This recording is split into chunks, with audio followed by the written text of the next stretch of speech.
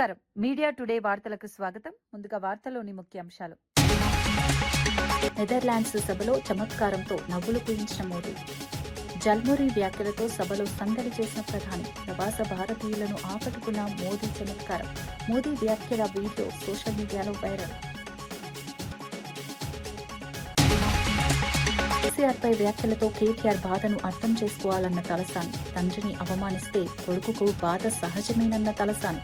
రాజకీయాల్లో వ్యక్తిగత వ్యాఖ్యలు చేయొద్దన్న మాజీ మంత్రి. కేటీఆర్ ఆవేదనను అర్థం చేసుకోవాలని సూచించిన తలసాని. విశాఖ హత్య కేసును గంటల్లోనే ఛేదించిన పోలీసులు. అద్దె వివాదమే హత్యకు కారణమన్న పోలీసుల వెల్లడి. సీసీటీవీ ఆధారాలతో నిందితుడిని పట్టుకున్న పోలీసులు. విశాఖలో సంచలనం రేపిన హత్య కేసు ఛేదన. ఎంఎంటీఎస్ రెండో దశపై కీలక ప్రకటన చేసిన కిషన్ రెడ్డి. త్వరలో రెండో దశ పనులు ప్రారంభమవుతాయన్న కేంద్ర మంత్రి. కొత్త రైలు మార్గాల అభివృద్ధిపై కీలక ప్రకటనలు. రైల్వే మౌలిక వసతులకు ప్రాధాన్యమిస్తున్న కేంద్రం.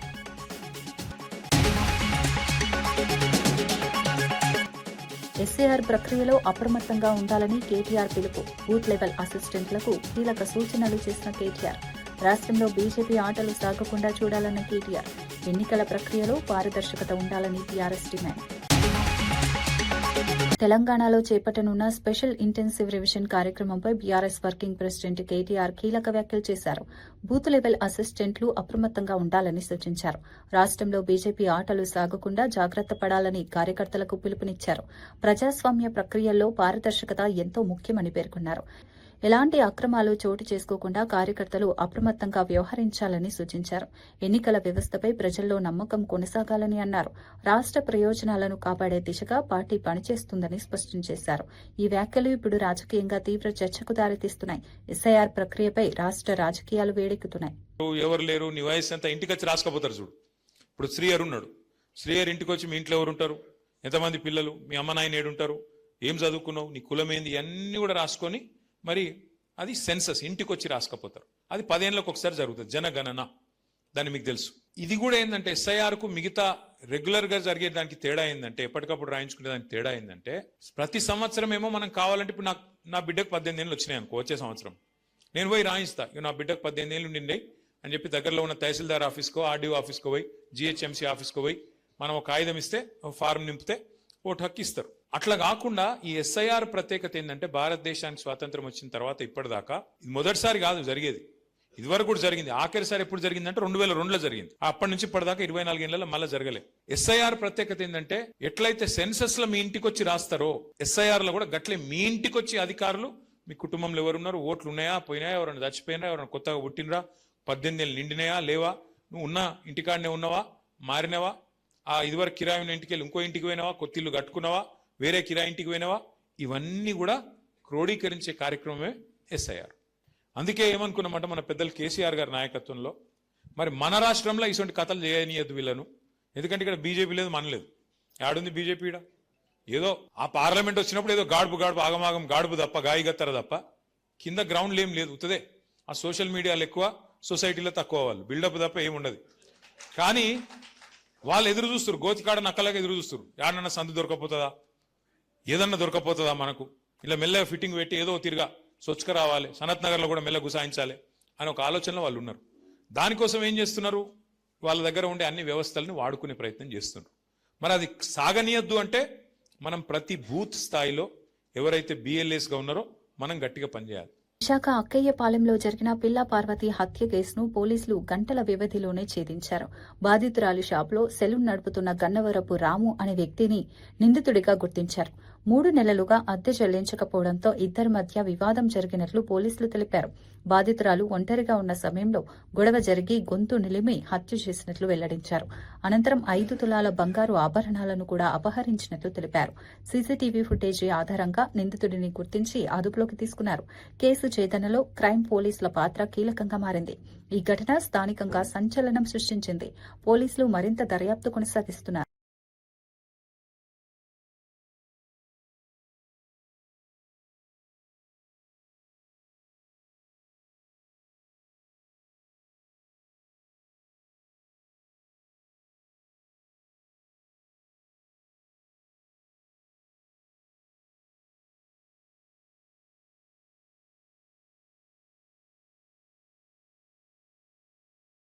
నాగా ఆనంద్ అపార్ట్మెంట్స్లో ఒక మర్డర్ ఫర్ గెయిన్ కేసు నమోదైంది.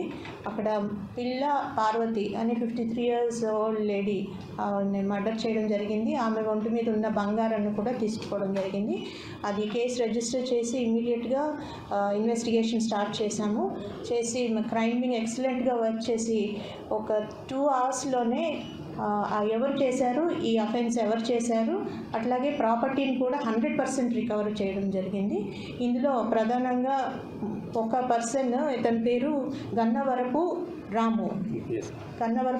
ఇతను మన దగ్గర ప్రాంత ఆవేసిన నైబర్హుడ్లోనే ఒక బార్బర్ షాప్లో గత 20 సంవత్సరాలుగా కూడా బార్బర్గా పనిచేస్తున్నాడు.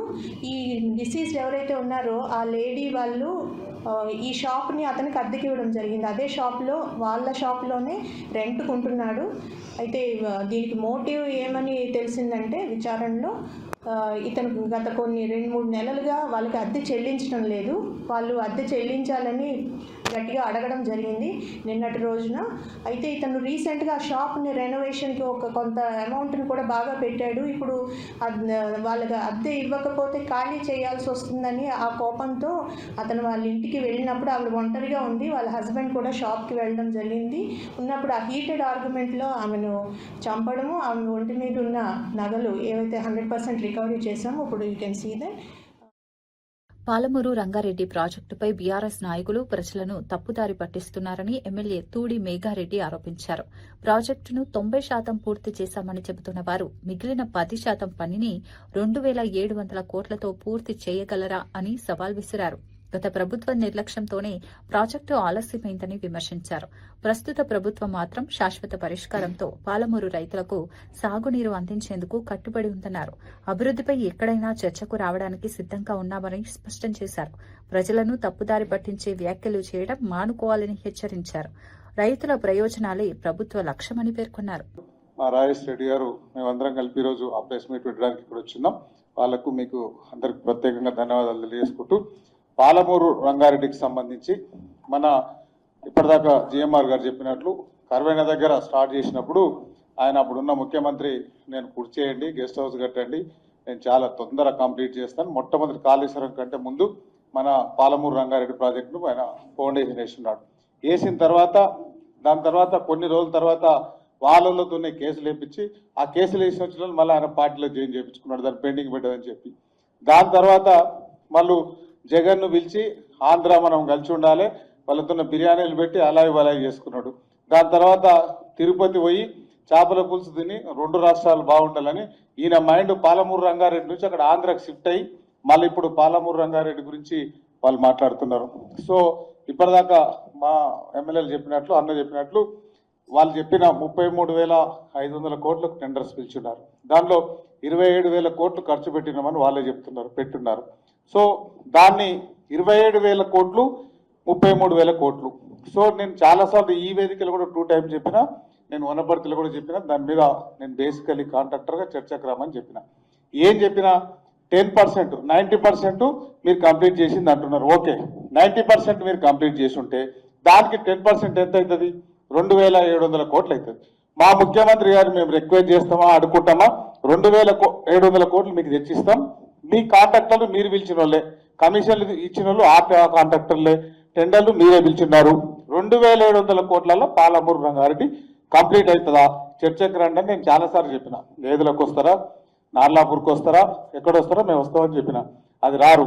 పాలమూరు రంగారెడ్డి, పాలమూరు గురించి కావచ్చు, కేఎల్ఐ గురించి కావచ్చు, ఇంకా దేని ఇరిగేషన్ ప్రాజెక్టుల గురించి కానీ అల్లుడు ఇంజనీరు, కొడుకు ఇంజనీరు, నిన్న మొన్న మాట్లాడుతున్న వీళ్ళు ఇంజనీర్లు, వీళ్ళంతా వీళ్ళు చెప్పినట్లు కాకుండా అధికారులతో 1-2 సార్లు రివ్యూలు చేసి, మా దగ్గర కూడా చాలా సార్లు రివ్యూలు చేసి పర్మనెంట్ సొల్యూషన్ పాలమూరు గడ్డ మీద పుట్టిన మేము, మా ముఖ్యమంత్రి గారు ఆ ప్రజలకు, పాలమూరు ప్రజలకు, రైతులకు, మిగతా విద్యార్థులకు కావచ్చు, హాస్పిటల్ సైడ్ కావచ్చు, విద్యా సైడ్ కావచ్చు, అన్నిట్లల్లో ముందుకు పోయేదానికి ప్రయత్నం చేస్తుంటే రాబోయే రోజుల్లో పుట్టగతులు ఉండవని ఇవన్నీ అబద్ధాలు చెప్తున్నా వాళ్లకు, మాజీ మంత్రులకు మీకు దమ్ము ధైర్యం ఉంటే నేను ఢిల్లీ మీద మాట్లాడినా, పాలమూరు రంగారెడ్డి మీద మాట్లాడినా, మీరు పెట్టిన ఎక్స్పెండిచర్ మీద మాట్లాడినా, నేను పెట్టిన ఎక్స్పెండిచర్ మీద మాట్లాడినా, మేమందరం ఏడికి రావాలన్నా వస్తాం, జీరోకి రావాలన్నా టేలెంట్కి రావాలన్నా మీకు దమ్ముంటే ఫస్ట్ వచ్చి మాతోన చర్చించాల్సిందిగా కోరుకుంటూ, నిన్న మొన్న ఆ కవిత వాళ్ళ ఇంట్లోకి వెళ్ళి వచ్చి మాట్లాడి వీళ్ళు ఇక్కడ తెలంగాణలో పీకి పొడిసిరు, మొత్తం పీకి గట్టలు కట్టిర్రు, వేరే రాష్ట్రాలకు పోయినరు, పాలమూరు రంగారెడ్డి కంప్లీట్ కాలే, ఉద్యమకారులకు ఇయలే, ఇక్కడ అన్ని సన్యాసులు దద్దమ్మలు చుట్టుముట్టు దయాలు. ఆర్టీసీ చైర్మన్ కొనకళ్ళ నారాయణ సంచలన వ్యాఖ్యలు చేశారు. ప్రస్తుత పరిస్థితుల్లో ఆర్టీసీని ప్రైవేటీకరణ చేయడం తప్పనిసరి అవుతుందని అభిప్రాయపడ్డారు. విద్యుత్ బస్సుల కొనుగోలు, నిర్వహణ ప్రభుత్వానికి భారంగా మారుతుందని పేర్కొన్నారు. 10,000 విద్యుత్ బస్సులు కొనాలంటే 17,000 కోట్ల రూపాయలు అవసరమని వివరించారు. ప్రస్తుతం 1,050 విద్యుత్ బస్సుల కోసం ప్రతిపాదనలు వచ్చినట్లు తెలిపారు. అందులో 750 బస్సులకు టెండర్లు పూర్తి చేసినట్లు వెల్లడించారు. భవిష్యత్తు రవాణా అవసరాలను దృష్టిలో పెట్టుకుని నిర్ణయాలు తీసుకోవాల్సిన అవసరం ఉందన్నారు. 10,000 బస్సులు ఉన్నాయి. 10,000 బస్సుల స్థానంలో 10,000 ఎలక్ట్రిక్ బస్సులు రావాలి. మరి 10,000 ఎలక్ట్రిక్ బస్సులు రావాలి అంటే సుమారుగా 15,000 కోట్లు అవుతాయి. అంత ఆర్టీసీ దగ్గర అంత అవకాశం లేదు. ఇప్పుడు ఆర్టీసీ స్త్రీలకు ఉచిత బస్సు ప్రయాణం పెడతాం వల్ల ఆర్టీసీ ఆర్థిక భారం పెరిగింది. మరి ఈ పరిస్థితుల్లో ప్రైవేట్ బస్సులు మనమే కొనటం అనేది ఇప్పుడు సాధ్యమయ్యే పని కాదు. ముందు ప్రైవేట్ బస్సులు ఆపరేటర్స్ ద్వారా బస్సులు నడిపితే ప్రయాణికులకి సౌకర్యం కలగజేయాలనేది మెయిన్ టర్మ్. సార్ అది మెయిన్ ఇప్పుడు దేశవ్యాప్తంగా కూడా డీజిల్ మీద ఏమైనా ప్రజలకి ఏమైనా ఛార్జీలు పెంచే అవకాశం పెరిగే అవకాశం అలాంటివి చేసే ఉద్దేశం లేదు. ఈ బస్సుల స్థానంలో ఎలక్ట్రికల్ బస్సులు పెడితే మాకు భారం పడదు, ఆర్థిక భారం పడదు. ఇవాళ రోజున ఎలక్ట్రికల్ బస్సులు అయితే మా కిలోమీటర్కి 7 రూపాయలు ఖర్చు అవుతుంది. అదే ఆర్టీసీ డీజిల్ బస్సు అయితే 19 రూపాయలు ఖర్చు అవుతుంది. ఇవాళ లాట్ ఆఫ్ డిఫరెన్స్ ఉంది. ఎలక్ట్రికల్ బస్సుల వల్ల వాతావరణ కాలుష్యం లేకుండా ఉంటుంది, ఆదాయం కూడా, ఎందుకంటే ప్రయాణ ఖర్చులు బాగా తగ్గిపోతాయి. అందువల్ల ప్రయాణికులకు ఇంకా అదనంగా సౌకర్యాలు కలగజేయగలుగుతాం. మాకు 1,050 బస్సులు ఫస్ట్ మేము అనుకున్నాం. 1,050 బస్సులకు ప్రపోజల్స్ పెట్టాం. 750 బస్సులకు మాత్రమే టెండర్లు ఆమోదించడం జరిగింది.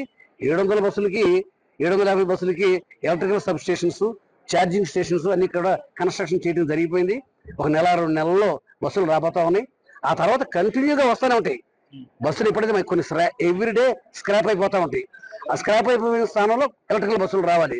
ఇవాళ మళ్ళీ డీజిల్ బస్సులు పెట్టే ఉద్దేశం మాకు లేదు. కారణం ఏంటంటే డీజిల్ రేట్లు, అది ఆర్థిక భారం ఆర్టీసీకి ఆర్థిక భారం పడకుండా ఉండాలి అంటే ఎలక్ట్రికల్ బస్సులే పెట్టాలి. ఎలక్ట్రికల్ బస్సులు పెట్టడం వల్ల వాతావరణ కాలుష్యం లేకుండా మరి వాళ్ళ వాతావరణ కాలుష్యం గురించి ఆలోచించాల్సిన. రెడ్డి ప్రాంతంలో పరిశ్రమల స్థాపన ద్వారా పెద్ద ఎత్తున ఉపాధి కల్పించడమే కాంగ్రెస్ ప్రభుత్వ లక్ష్యమని టీపీసీసీ వర్కింగ్ ప్రెసిడెంట్ జగ్గారెడ్డి తెలిపారు. కొండాపూర్ మండలం తొగరపల్లిలో కేజీఎస్ పరిశ్రమ నిర్మాణానికి భూమి పూజ కార్యక్రమంలో పాల్గొన్న ఆయన కీలక వ్యాఖ్యలు చేశారు.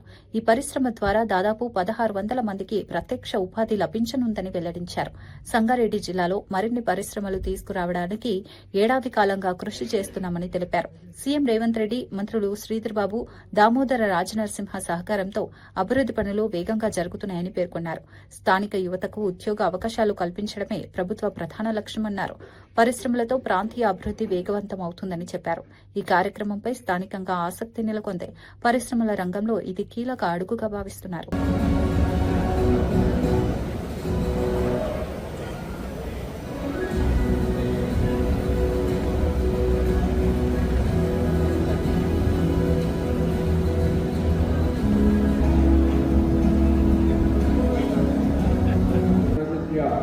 Member of Parliament Suresh Shekhar, sir, a big thank this side. Next up, we'd like to thank Sanjeev Reddy Garu, MLA,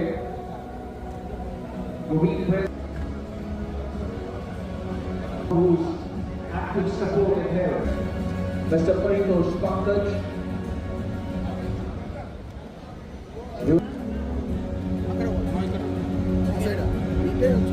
You're also like thank you to MLC Archie Reddy Garu, Sri and Mr. Ramprasad Nayak. We would also like to thank Mr. Ashok Reddy.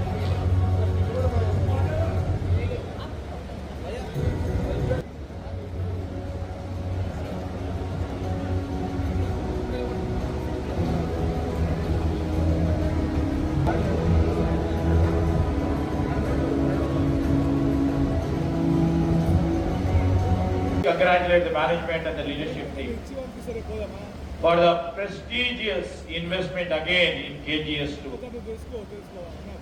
And KGS India has a long association since long time.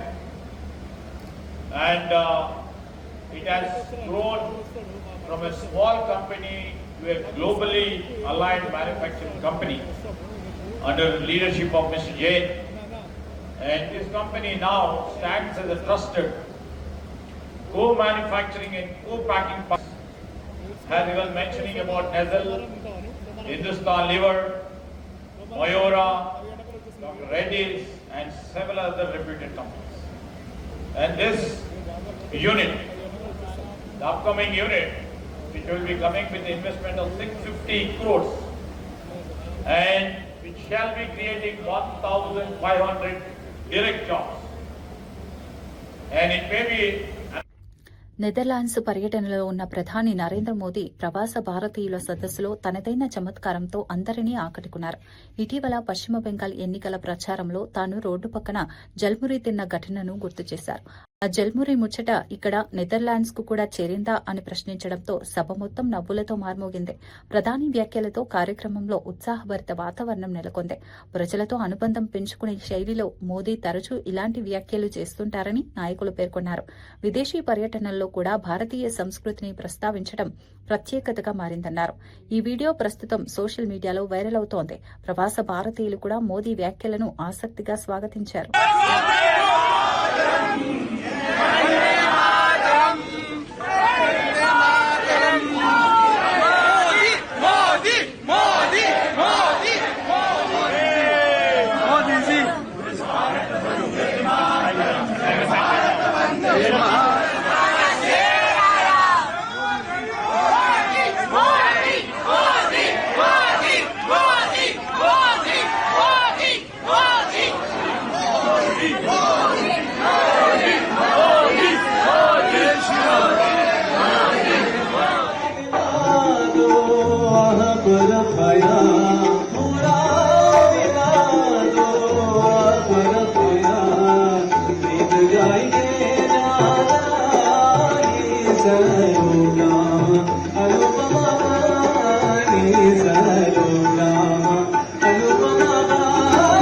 Hyderabad Uppuguda railway station ను కేంద్ర మంత్రి కిషన్ రెడ్డి సందర్శించి అభివృద్ది పనులను పరిశీలించారు. స్టేషన్లో జరుగుతున్న పనుల పురోగతిపై అధికారులతో సమీక్ష నిర్వహించారు. ఎంఎంటీఎస్ 2వ దశ పనులు త్వరలో చేపట్టనున్నట్లు ప్రకటించారు. సికింద్రాబాద్ రైల్వే స్టేషన్ ను 720 కోట్ల రూపాయలతో అభివృద్ది చేస్తున్నామని తెలిపారు. చర్లపల్లి నుంచి తిరుపతికి కొత్త రైలును ప్రారంభించనున్నట్లు వెల్లడించారు. రానున్న రోజుల్లో యాదగిరిగుట్టకు అందరూ కూడా ట్రాఫిక్ వాహనాలు ప్రమాదాలను దృష్టి పెట్టుకొని ఫ్యామిలీతోటి సంతోషంగా ఎంఎంటీఎస్ లో యాదగిరిగుట్టకెళ్లి దర్శనం చేసుకునే విధంగా ఆ యొక్క నిధులను కూడా మంజూరు చేశామనే విషయాన్ని ఈ సందర్భంగా నేను మనవి చేస్తా ఉన్నాను. ఈ యొక్క మన సిటీలో ఉన్నటువంటి ఈ రైల్వే స్టేషన్స్ అన్ని కూడా ఒకదాని తర్వాత ఒకటి ఇప్పటికే హైటెక్ సిటీ ఆఫీస్ కూడా ఈ రెండు పూర్తయిపోయినాయి. త్వరలోనే హైటెక్ సిటీ రైల్వే స్టేషన్ కూడా అక్కడ వచ్చేటువంటి ప్యాసింజర్స్ కు మోడీ గారి ప్రభుత్వం డెడికేట్ చేయబోతుందనే విషయాన్ని ఈ సందర్భంగా మనవి చేస్తూ ఇక్కడ ఈ రెండు స్టేషన్లు ఈరోజు చూశాము. మళ్ళీ నేను మధ్యలో యాకత్పుర కూడా వస్తాను, ఉంగానగర్ కూడా వస్తాను. నెక్స్ట్ వీక్ లో ఆ రెండు రైల్వే స్టేషన్లు పని కూడా చేస్తాము. నేను ఈ సందర్భంగా రైల్వే అధికారులను కోరుతా ఉన్నాను, వేగవంతంగా చాలా క్వాలిటీతో కూడినటువంటి పని ఇక్కడ జరగాలి. వర్క్ మరింత స్పీడ్గా చేసి పేద మధ్యతరగతి ప్రజలు ప్రైవేటు ఆసుపత్రులకు వెళ్లి ఆర్థిక ఇబ్బందులు పడకుండా ప్రభుత్వ ఆసుపత్రుల్లోనే అన్ని రకాల వైద్య సేవలు అందించేలా చర్యలు తీసుకుంటున్నామని మంత్రి జూపల్లి కృష్ణారావు తెలిపారు. కొల్లాపూర్ ఏరియా ఆసుపత్రిని ఆకస్మికంగా తనిఖీ చేసిన ఆయన రోగులకు అందుతున్న సేవలపై సమీక్ష నిర్వహించారు. డయాలసిస్ రోగులు ఎదుర్కొంటున్న ప్రధాన సమస్యను గుర్తించి వెంటనే పరిష్కారం చూపించారు. ఆసుపత్రికి నేటి నుంచే 24 గంటల నిరంతర విద్యుత్ సరఫరా అందుబాటులోకి తీసుకొచ్చినట్లు ప్రకటించారు. వైద్య సేవల నాణ్యత పెంపుపై ప్రభుత్వం ప్రత్యేక దృష్టి పెట్టిందన్నారు. ప్రజలకు మెరుగైన ఆరోగ్య సేవలు అందించడమే లక్ష్యమని పేర్కొన్నారు. ఆరోగ్య రంగంలో మరిన్ని సదుపాయాలు కల్పిస్తామని హామీ ఇచ్చారు. డయాలిసిస్ పేషెంట్స్ అక్కడున్న 5 పడకలు ఉంటుండే 5 ఈ యొక్క డయాలిసిస్ ఉంటే 30 మందికి రోజు డయాలిసిస్ అవుతా ఉంది. సో దానికి కరెంటు విఘాతం కలిగి ప్రతి సందర్భం ప్రతిరోజు పేషెంట్ అవస్థ పడుతుంది. అందుకని దానికి ఫ్రెష్గా కొత్తగా కరెంటు ఇబ్బంది లేకుండా 24 గంటల కరెంటు దవాఖానకు వచ్చే విధంగా ఆ కొత్త దవాఖాన సప్లై ఈరోజు ఇస్తా ఉన్నాం. సో దానికి వచ్చేటువంటి దామోదర రాజనరసింహ ఆరోగ్య శాఖ మంత్రిని తొందరలోనే పిలిచి దాన్ని ఇనాగ్రేషన్ చేసి ఏర్పాటు చేసి 100 మంది పేషెంట్లు రోజు ఉండే విధంగా అన్ని వసతులతోటి ఏర్పాటు చేస్తూ ఉన్నాం. ఈ యొక్క కొల్లాపూర్ నియోజకవర్గానికి సంబంధించినటువంటి పేషెంట్ ప్రైవేట్ దవాఖానలకు పోయి లక్షల రూపాయలు ఖర్చు పెట్టుకుని అప్పుల పాలు కాకుండా ఉండడం కోసం సుదీర్ఘకాలంగా పెండింగ్ ఉండింది. గతంలో 5 సంవత్సరాల నుంచి దాన్ని పూర్తి చేయడం జరిగింది. ఏర్పాటు చేస్తూ ఉన్నాం. అట్లాగే ప్రతి నిత్యం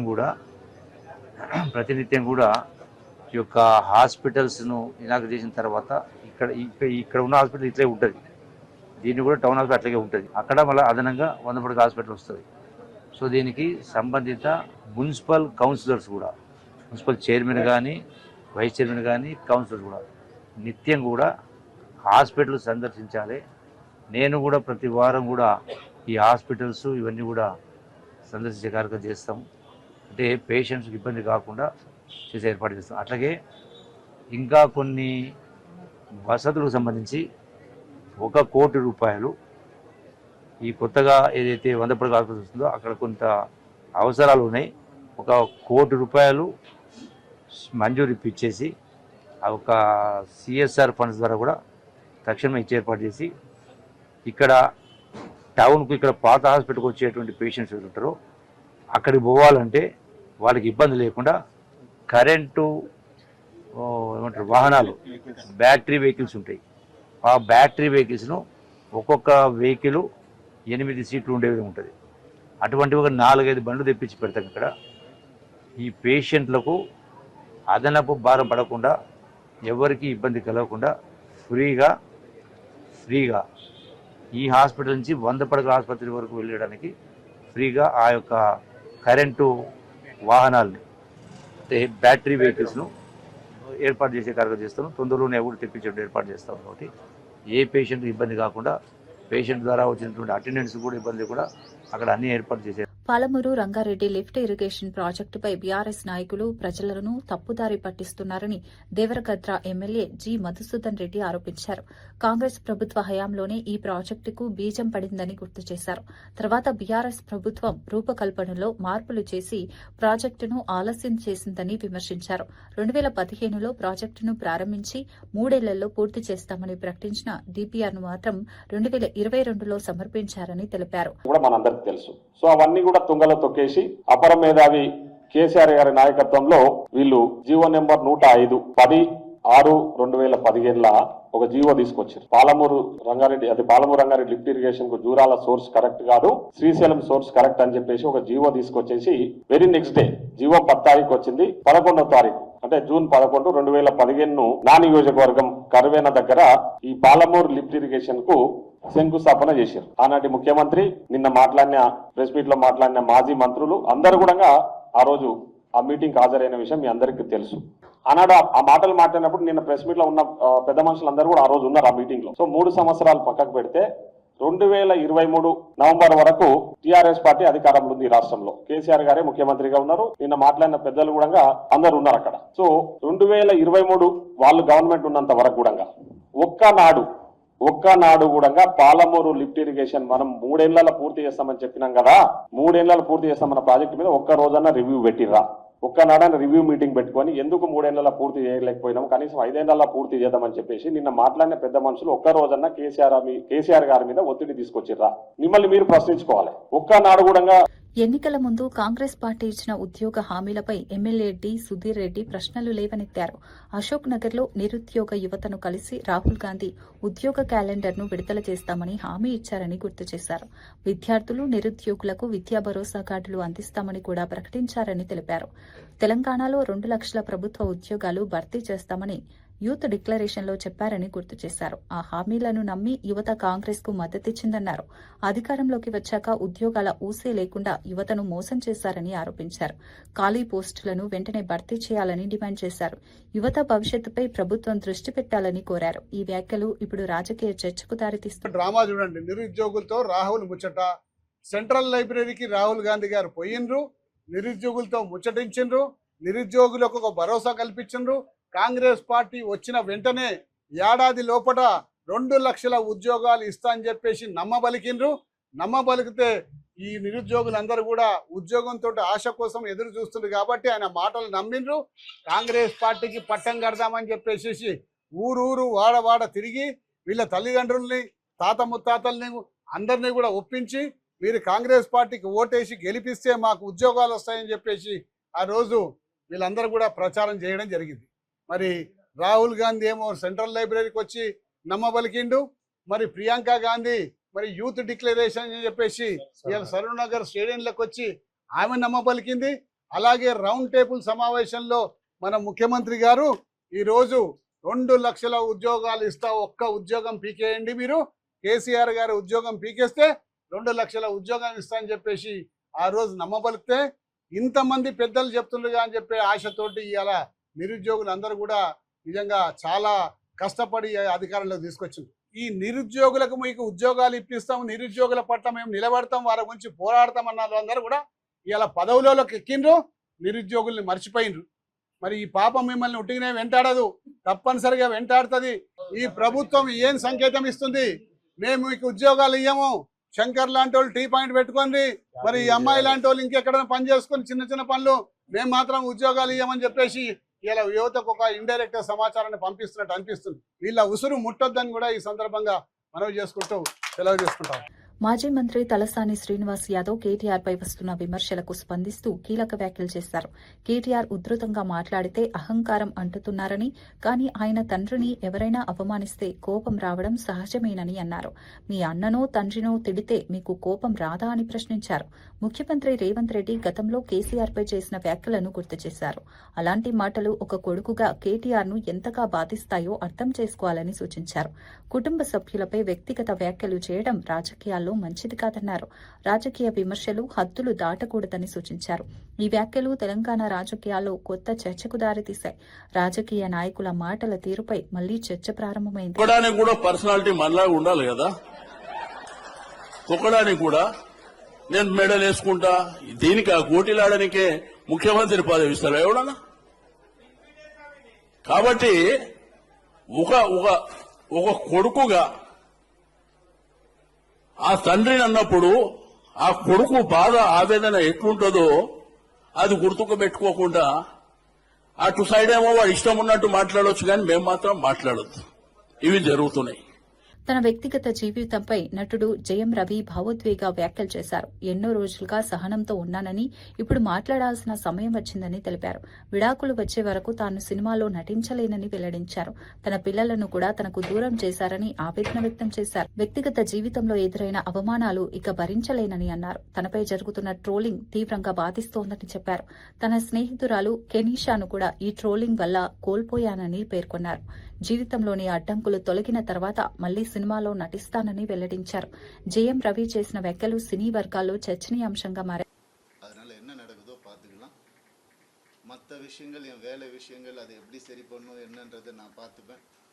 இவ்வளோ நாள் என் கூட நின்ன உங்கள் எல்லாருக்கும் ரொம்ப ரொம்ப நன்றி.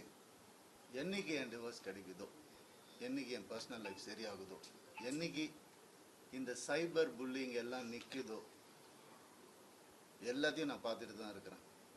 எல்லாம் எனக்கு வரும். எனக்குன்னு இருக்கிற ஒரு சில டீம் இருக்காங்க. மற்றவங்கள மாதிரி 25 பேர் கொண்ட குழுவெல்லாம் எனக்கு கிடைக்காது. நான் யாரையும் பர்சனலாக யாரையுமே நான் சொல்லலை. ஏன்னா இது வந்து மற்ற ஹீரோஸையோ இவங்களையோ அவங்களையோ எதுவுமே கிடையாது. சினிமாவுக்கும் இதுக்கும் சம்பந்தமே கிடையாது. இது என்னுடைய பர்சனல் லைஃப். சத்தியம் நிலநாட்டணுன்ற ஒரே காரணத்துக்காக தான் நான் குவைட்டா இருந்தேன். எல்லாம் வருது, உங்களுக்கு సర్ప్రైజ్ వెయిటింగ్స్ ఇల్లదెல்லாம் వెయిట్ பண்ணுங்க, కొంచెం எனக்காக பொறுமையா இருங்க. ఇవి ఈనాటి వార్తా విశేషాలు. మరో బులెటిన్ లో మళ్ళీ కలుద్దాం. నమస్కారం.